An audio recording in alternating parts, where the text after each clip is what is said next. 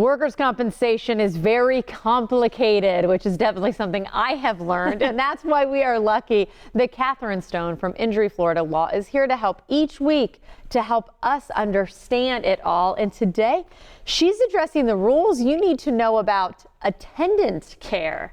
Welcome back. Thank you. Attendant care. Explain what it is and we'll go from there. So in workers' compensation, let's say someone is going to have a medical procedure and can't be alone for a certain amount of hours, or maybe they need help with dressing their wounds or things along that nature. Or if someone has had a more catastrophic injury, they've lost a limb, or they're paralyzed and they need help to live their daily life. That falls under the category of attendant care. And so there's professional attendant care that the carrier would have to provide, meaning that there's home health nurses that come in and take care of you. There's actual attendant care companies that's what they do, is they provide professionals that come in and they take care of you. Think of it as kind of like a nursing home, but for workers' comp in your own home, and that workers' comp is paying for. But it's very, and then there's also the non-professional attendant care, so a family member or a friend who gets paid by workers' compensation to take care of you. However, there's a lot of very specific rules on how you can even get attendant care. Number one, do you qualify for it? Meaning, is your injury or your medical treatment fall under a certain category?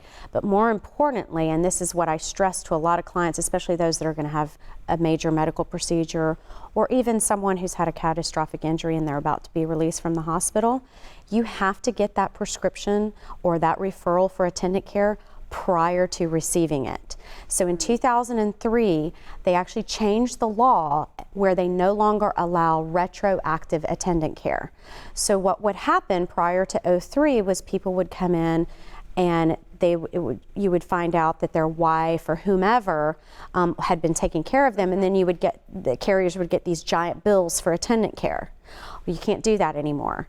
Before you can even be eligible for reimbursement, or even be eligible for a carrier to be required to come in, you have to have that doctor be specific in what type of attendant care. And it has to say how many hours, what specifically procedure, what they actually need to do. So it's very, very specific.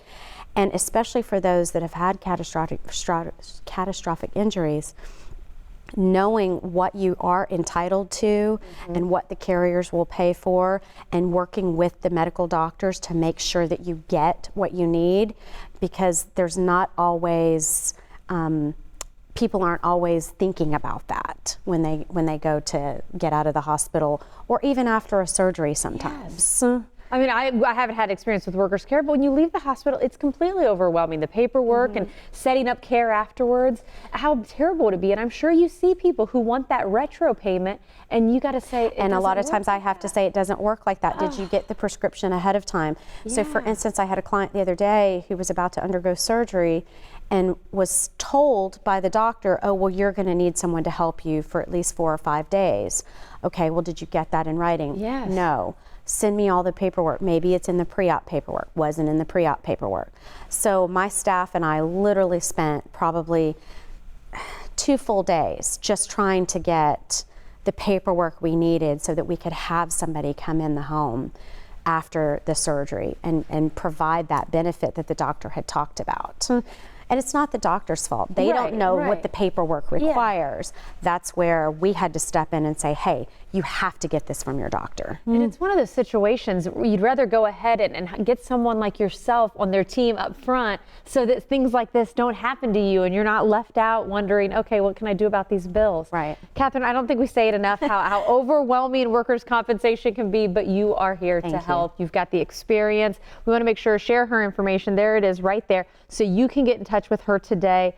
As always, Catherine, you're shedding the light on a complicated subject, but we appreciate it.